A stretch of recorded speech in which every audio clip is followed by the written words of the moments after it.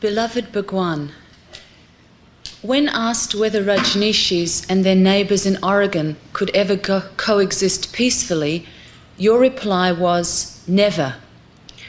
What do you mean by never? What do you mean by coexistence?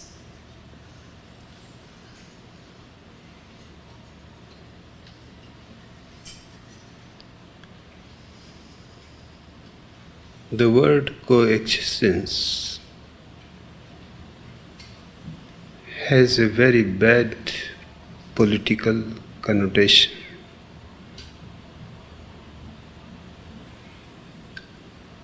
Coexistence simply means that the two parties remain hostile.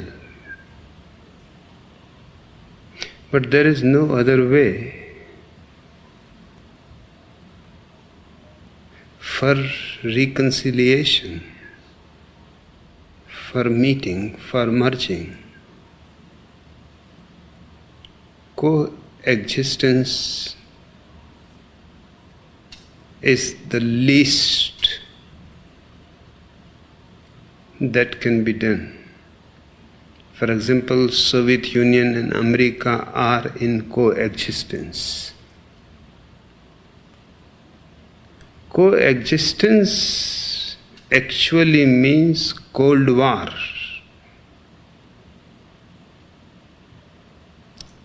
Full of hostility, ready to fight, waiting for the right moment when you are more powerful, and on the surface playing the game that we are human beings, peace-loving people,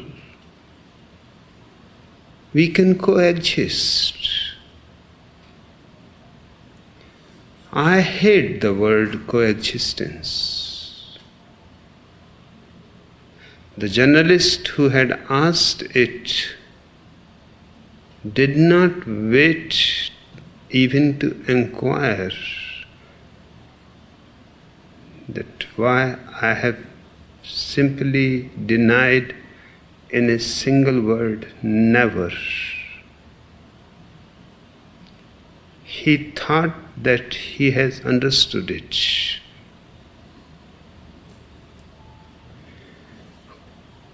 I want one existence, not coexistence. Truth knows no compromise.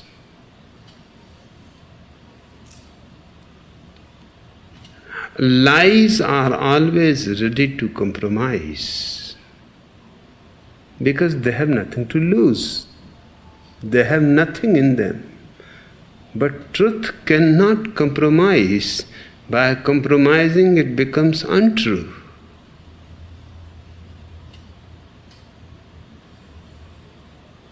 If we are true, then those who are wrong should merge with us. If they are true, we are ready to merge with them. The question of coexistence does not arise. I believe in one existence. But I don't think the journalist would have come to this conclusion from a single word when I said never.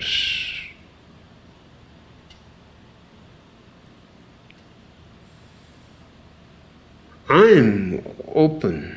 My commune is open.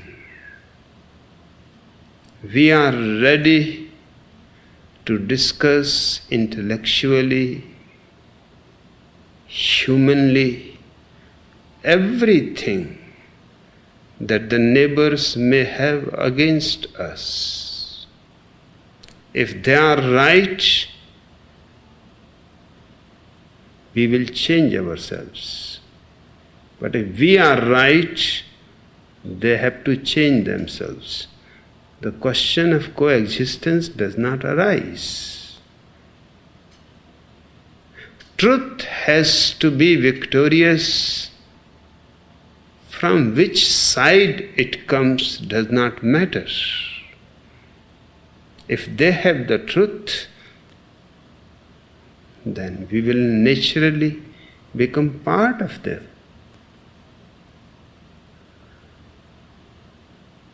And that is something to be understood, because that means dropping all hostility, dropping all anger, hatred, fear. In coexistence, you don't drop anything. You simply accept the fact that there is no way. They are here, we are here, and somehow we have to manage to exist together. But what kind of existence that will be, which is somehow, there is no joy, there is no friendship, there is no love.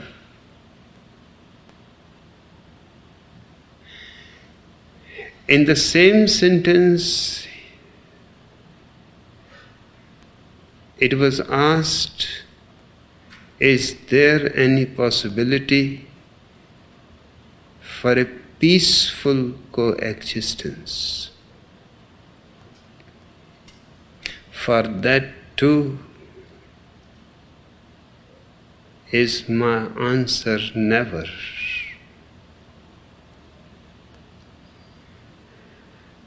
People don't know what peace is. How you can be peaceful with anybody? First, you have to be peaceful with yourself. And if you are not peaceful with yourself, how you can be peaceful with me or anybody else? We are already peaceful. We are not creating any trouble for anybody.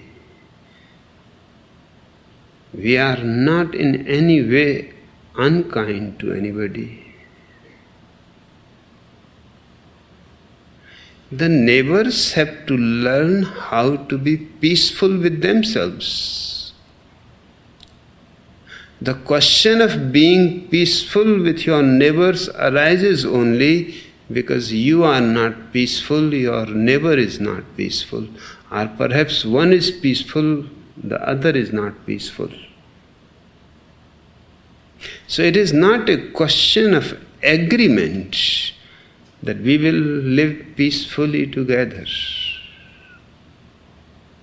If I am peaceful and you are peaceful, we live peacefully without any declaration about peace.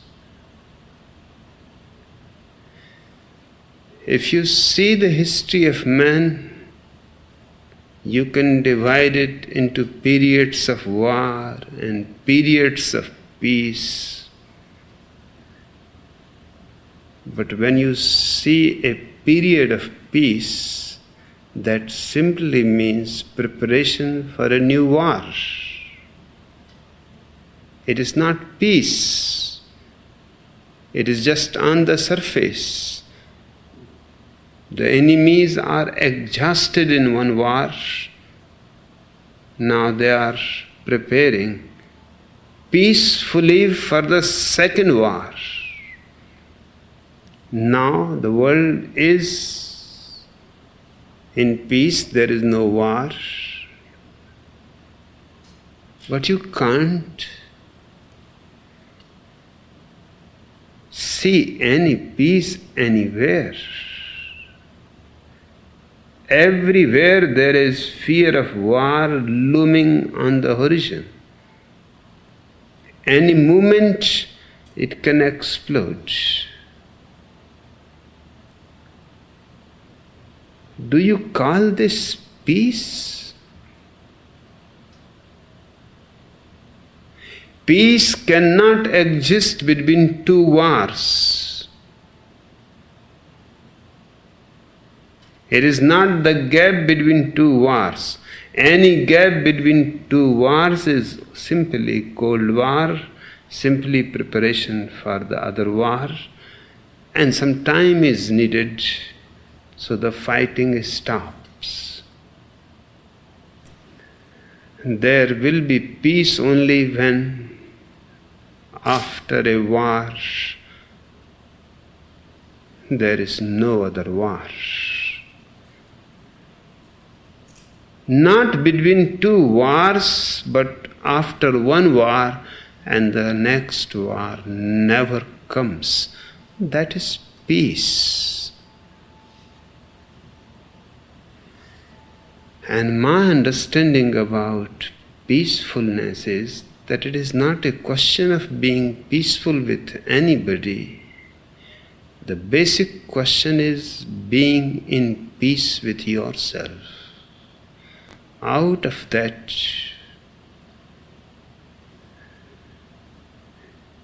peace for everybody arises. So whosoever is ready to receive it, whosoever is ready to synchronize with your peace, there is immediately a meeting point, a merging. And the fragrance of friendship. I don't want the peace of a cemetery. Of course, there is a peace in cemetery too.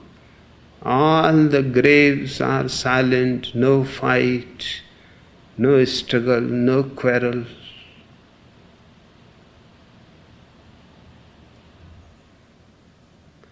I want the peace of a garden in the early morning when birds are singing, flowers are opening, the sun is rising. There is music in it. It is not without sound, there are sounds. But the sounds and the silences together create peace. I love peace, but it is not a political strategy. The question was political, hence I immediately replied, never. We are peaceful, the neighbors should be peaceful. And two parties peaceful in themselves cannot create any hostility. There is no question of being peaceful with somebody. The basic question is being peaceful. And we are peaceful. Our peace is not addressed to somebody, is not related to somebody. Our peace is our own experience. Our peace is our life. We are peaceful, not to anyone in particular. Unaddressed, it is our state, not a relationship. And there is only one living peace possible, that you are peaceful as a state, not as a relationship. The moment you are peaceful in a relationship, it simply means Cold War. It simply means for the time being ceasefire.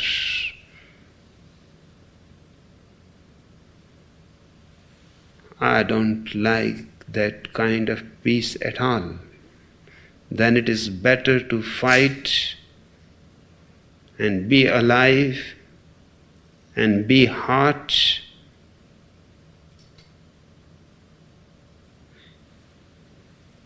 If those people who think they are neighbors to us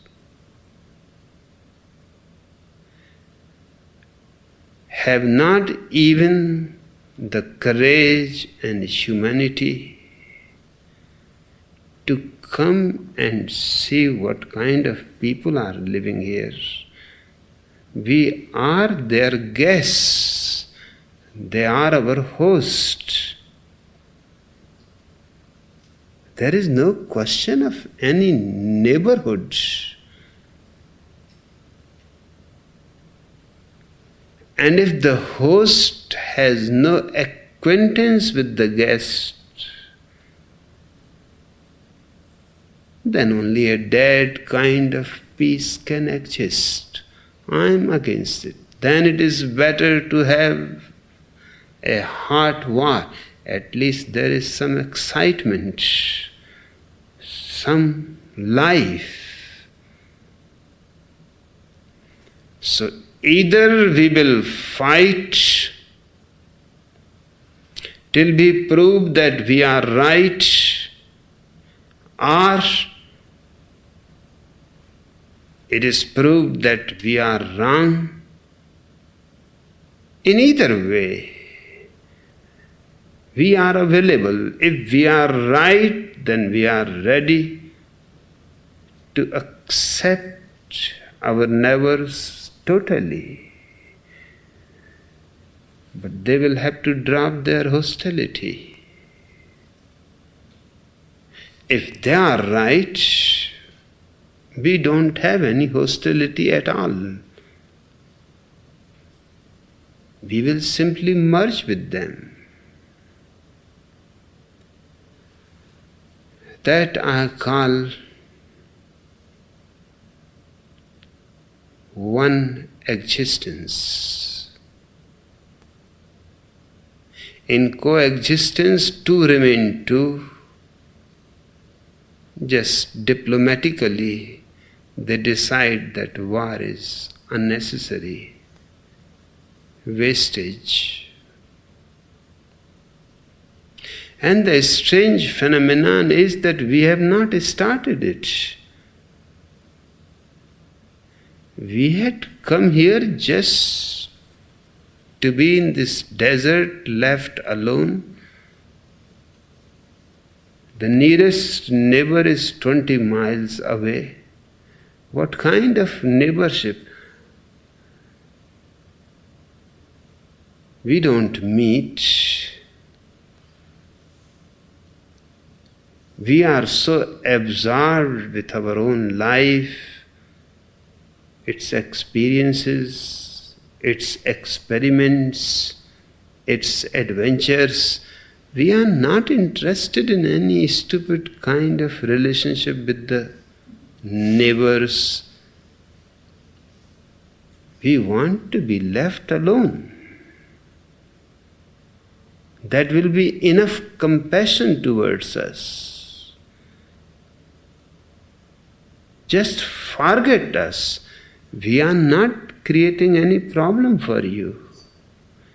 But the whole Oregon is full of fear,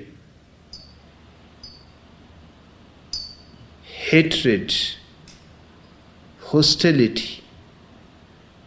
Not even bothering to think that a small commune of 5,000 people cannot do any harm to such a big majority, the whole state.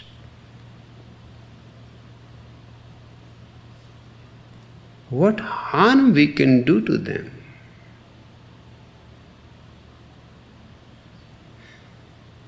They can destroy us within seconds. There is no problem. They can make another Hiroshima.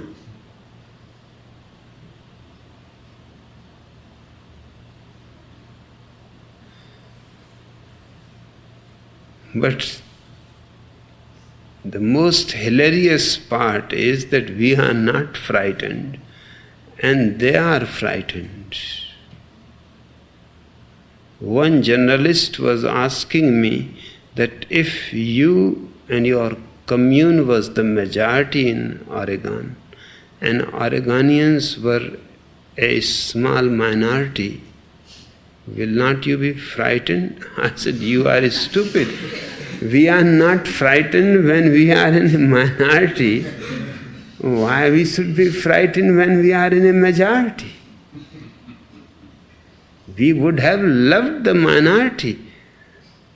We would have come to the minority if they have something to share,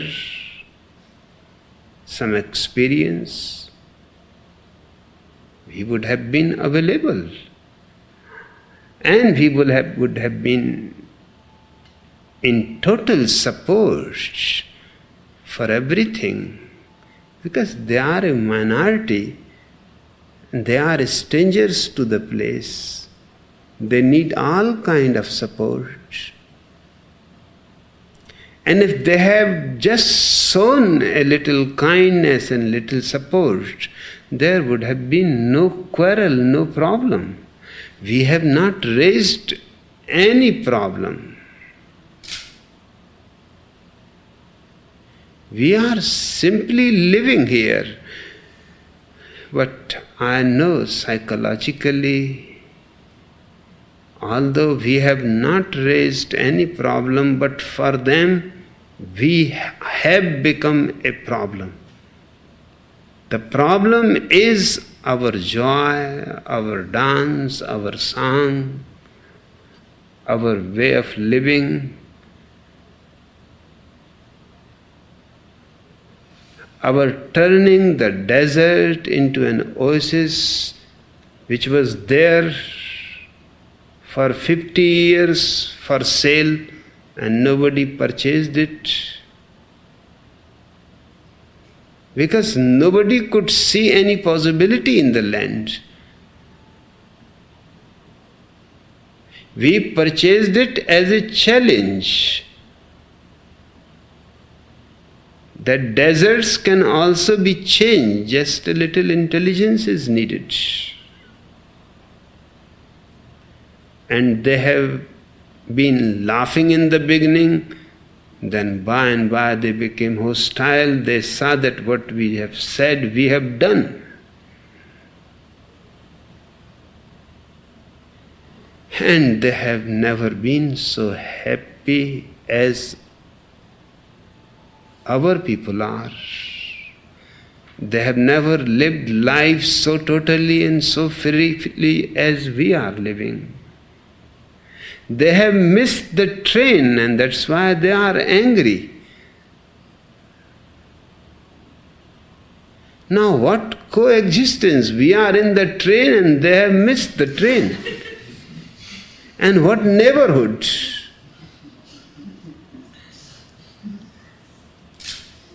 We are living and they are dead.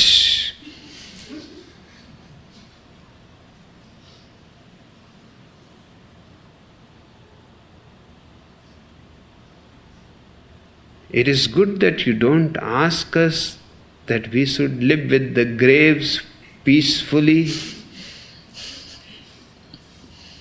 in a coexistence, of course. With the graves, what else you can do?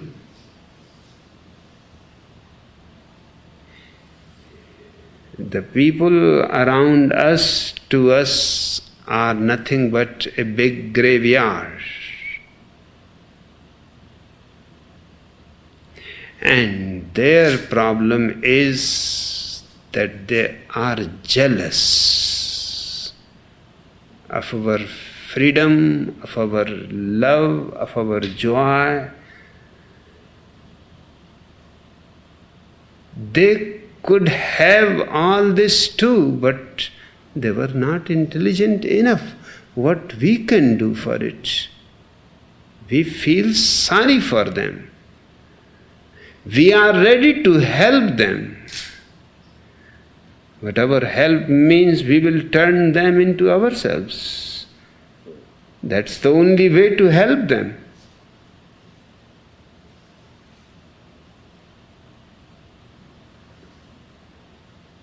They want to be happy, but they don't want to come here to see. Because even seeing everybody happy and you have never been so happy, our laughter is reaching miles away to the neighbors. Our dances, our music is heard all over Oregon and soon will be heard all over America. And that is freaking them out. No, it is their birthright to freak out. But we are not going in any way to compromise as far as our laughter is concerned,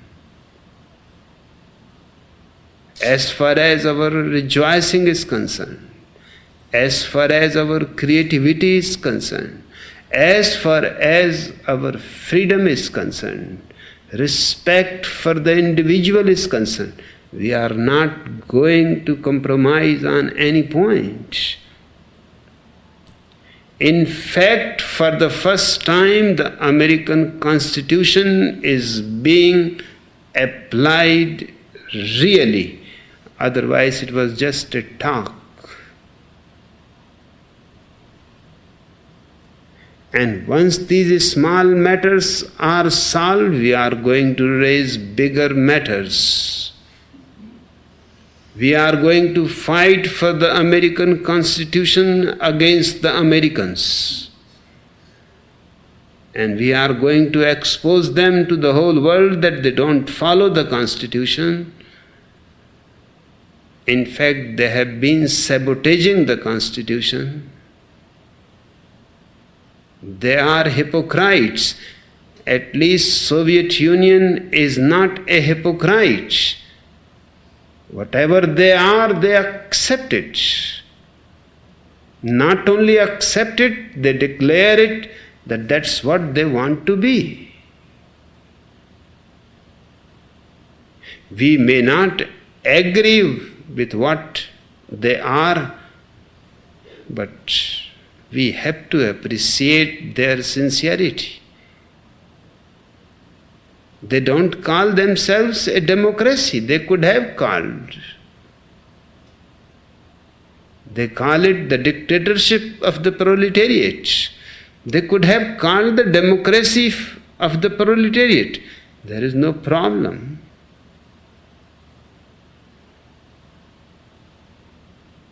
But they have chosen a more straightforward word, dictatorship, condemned all over the world, but they have accepted it because that's what they are doing. America talks about democracy, but it is simply talk. Underground, everything is dictatorial. We may have never known about it if we had not come here.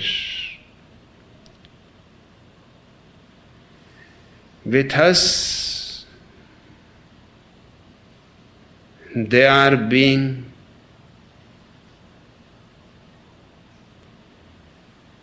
so cunning,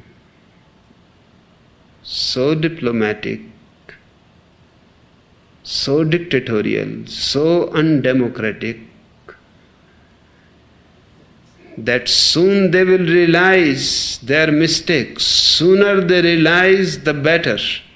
Because this small commune is enough to expose them to the whole world. They can't do any harm to us. But we can make it clear to the whole world that this whole American politics is a deception, a hypocrisy. and it is our experience.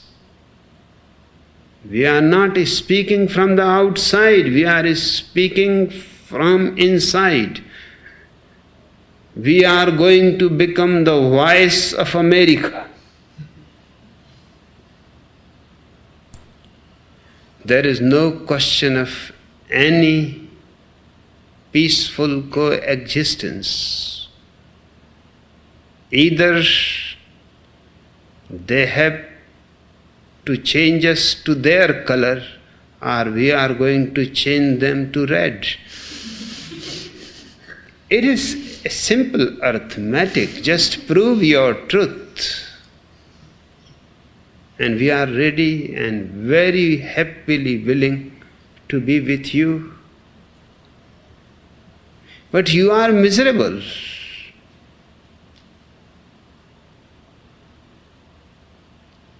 And certainly, how can you absorb our laughter and our rejoicing? You will have to raise your consciousness to the same point where we are. Only then the meeting is possible. But raising your consciousness, you will have to understand ways of raising it.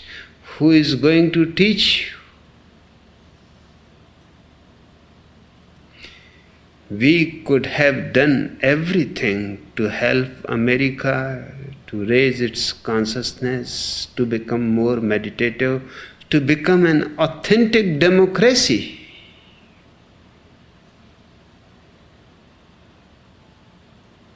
And there is their fear that this small group of people is dangerous, far more dangerous than all their nuclear weapons. This small group is going to be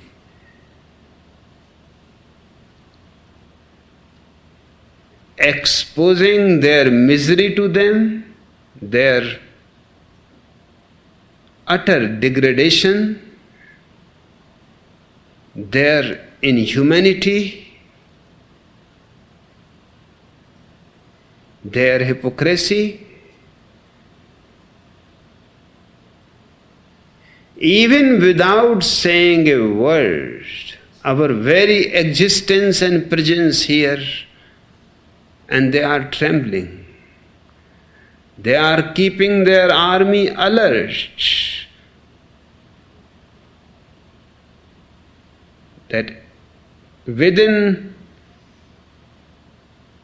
3 hours, any time if they are informed, within 3 hours they have to reach to Rajneeshpuram. In a secret meeting, the governor and the high officials of the state have decided to keep the army alert.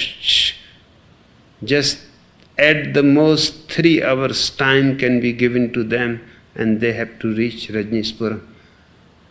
These people you want us to live peacefully in coexistence.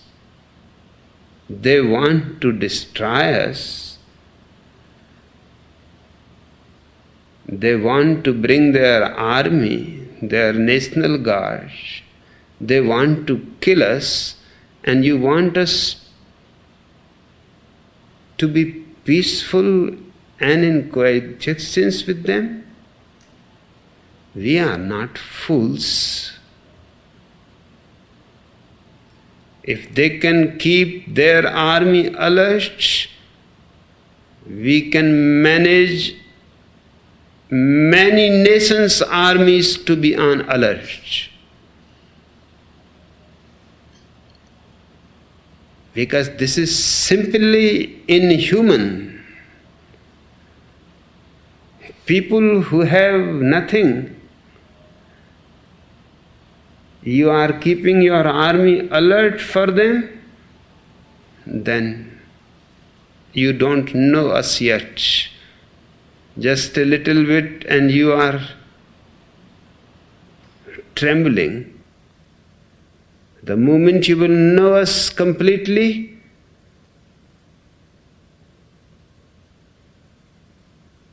you will be simply dying with the shock. We can raise the whole world and its intelligentsia against the American government. We can raise all the American intellectuals, American fair people, democratic people, American justice, judges, Supreme Court, and your constitution happens to be on our side.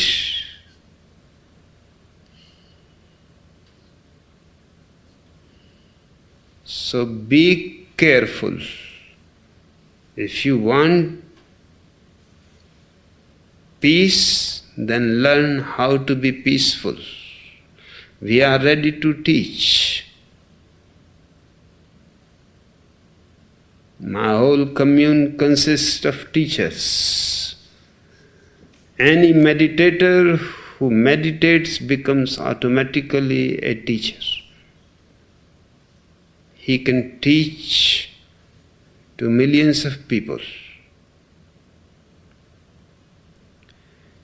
They should approach us. They should invite our people to their universities, to their parliaments where they can teach meditation. We can be of immense spiritual help to America, and America needs it. And the world needs America to be really democratic, because this is the only hope. Otherwise, countries are turning by and by towards dictatorship. They have to turn. There seems to be no other way for them. America is rich enough that it need not become a dictatorship. It can become really a flowering democracy. Around the world, America is hated. This is strange. A democratic country is hated everywhere, because however clever and cunning you may be, you cannot hide your real face long. Once in a while, your mask slips and people can see your real face. And your real face is not of democracy. I said never because I do not appreciate any compromise, either this way or that way. My approach is, if I am right, then you have to accept us. If we are wrong, we are willing to accept you. This is an open challenge. I challenge the American president. I challenge the American leaders of religion. I challenge the American educationists. Whoever wants to confront us, we are ready. And whatever the question, we are ready to discuss. And if they can prove us wrong on any point, we will appreciate it very much. But they should remember that if we can prove them wrong, then they have to show the guts for change.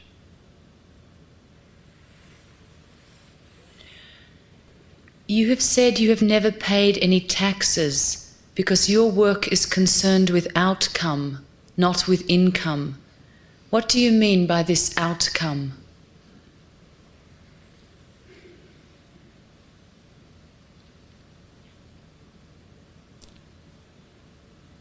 Just the opposite of income.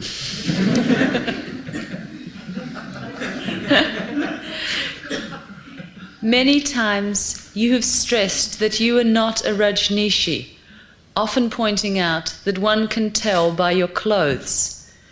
Why do you insist on the distinction? Is there a great difference between you and the people who call themselves Rajneeshis, or is it just a matter of clothes? It is just a matter of clothes.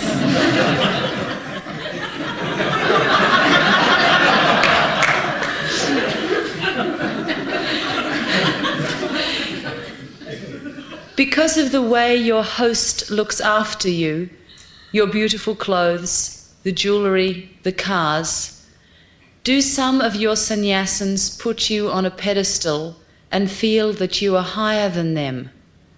How can they avoid this trap while still giving you all the love and care that they do? Nobody is putting me on any higher pedestal. There is no need to avoid it, because I am alert enough not to sit on any higher pedestal. I sit on such a low chair. I have always avoided any place from where you can fall. So nobody can do that to me. There is no need to avoid, and nobody is doing it. When you love someone, you cannot be so nasty. To put someone higher has tremendous implications. Putting someone higher, you are putting yourself lower. And whoever makes you feel lower or inferior, you are never going to forgive. So all the higher ones are hated by the same people who worship them. It is not a coincidence that Judas betrayed Jesus.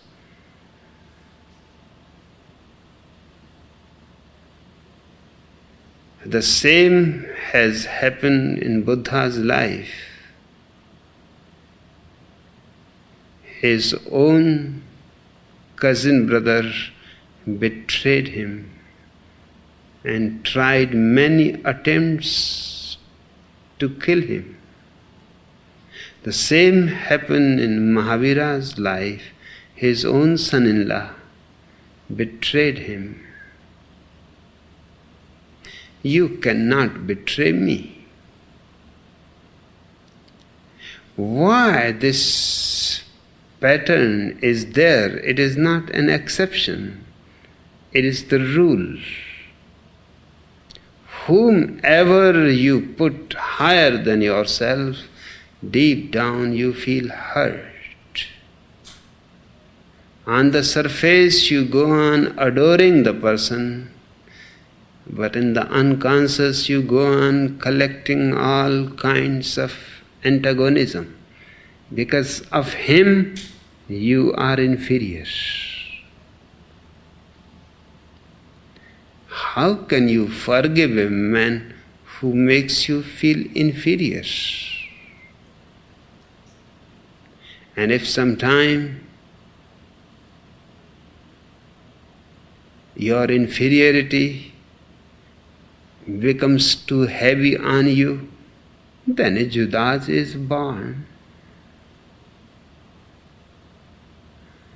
It is something psychological. Judas is simply a victim.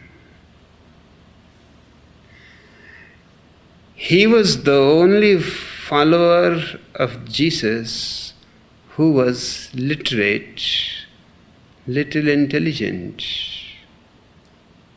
All others were uneducated, illiterate, poor people. Judas was an exception. Naturally, he felt the wound of being inferior deeply than anybody else. All others have lived the life of being inferior always. This is not something new. But Judas was an educated man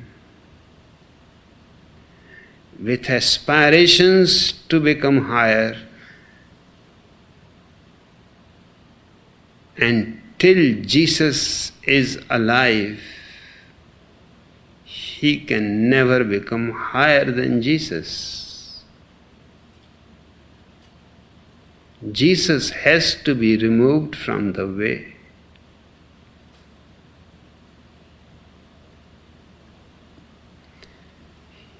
He paid respect to Jesus. He adored Jesus, but deep down there was a wound which was becoming bigger and bigger. And one day it exploded. Christians have been very unfair to Judas. They have not understood his psychology. Otherwise, it would have given a great insight into many things. After Jesus was crucified, within 24 hours, Judas committed suicide.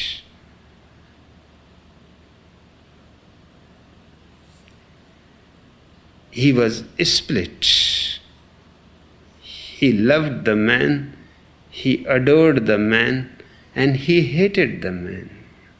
His hatred betrayed Jesus, and now when he is killed, instead of inferiority, a great feeling of guilt has arisen. What have I done?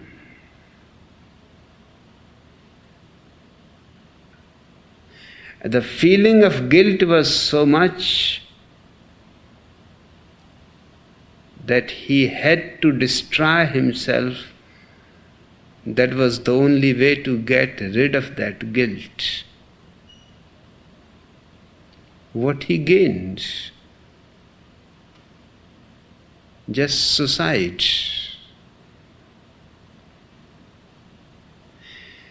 And the same has happened around the world with all the masters. Their own disciples have betrayed.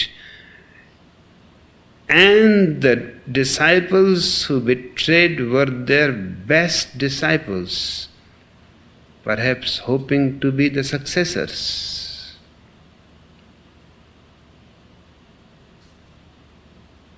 But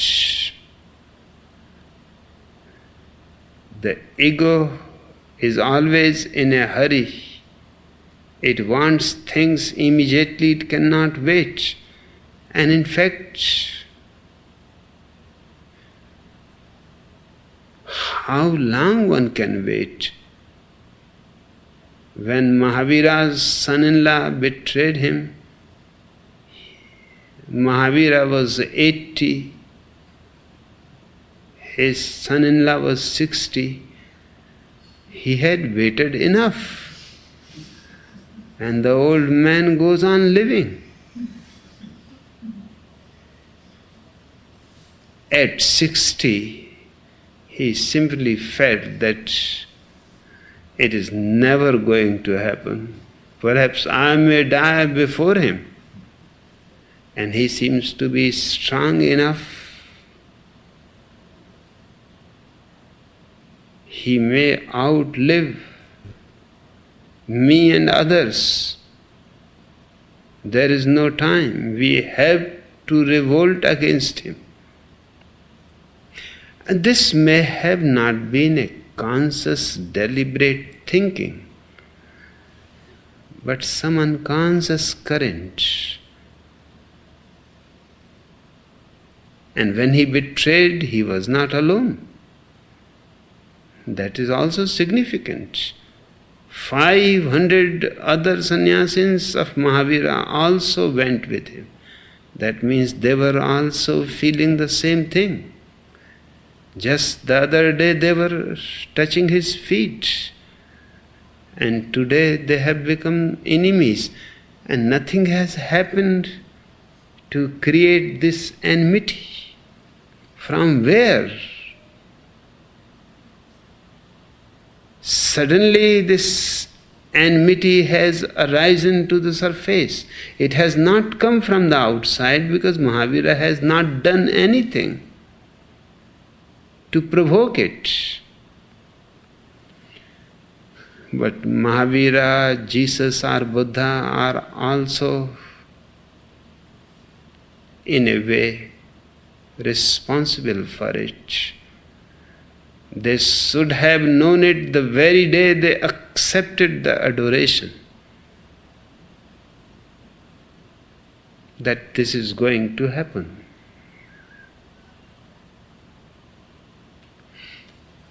I don't accept any adoration. Hence, there is no possibility to have any antagonism about me.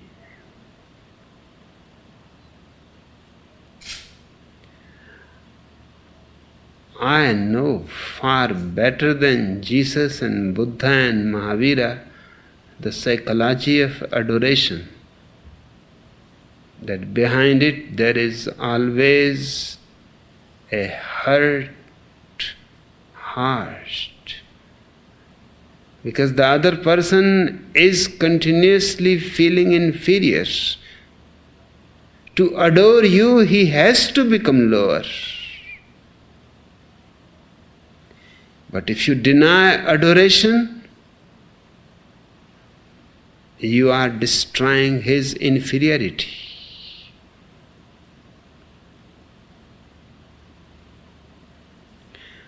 I can dance with you. You cannot conceive Gautam Buddha dancing with you. Impossible. Even in imagination, you cannot conceive Gautam Buddha dancing with you.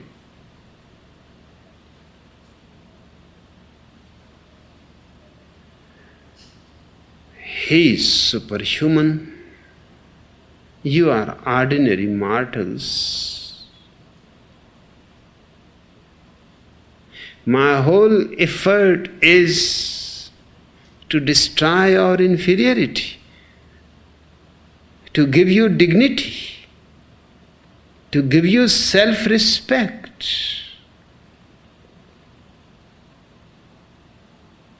And because I give you dignity and self-respect, that's why you love me. Your love is not adoration. It is natural. Adoration is something unnatural. It is an ego game. Your love towards me is a totally different phenomenon. It has never happened around a master, because no master has been capable of putting himself with his followers as a friend, calling his followers his fellow travelers.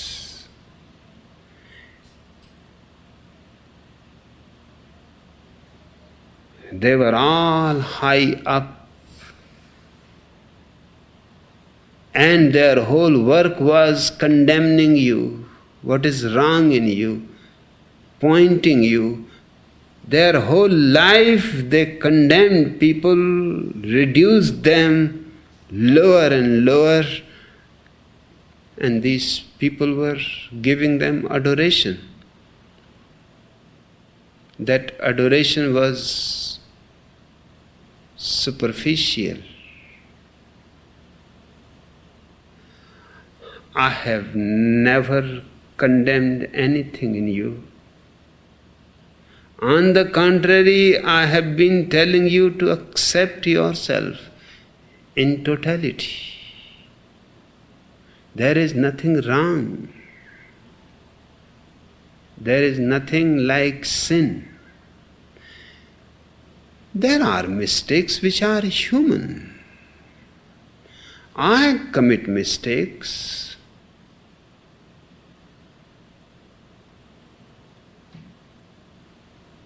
Perhaps more than you commit.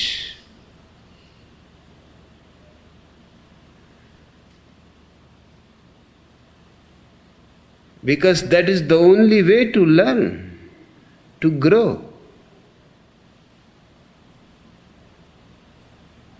There is no other way for learning. And that's why you see me contradicting myself 1,000 times.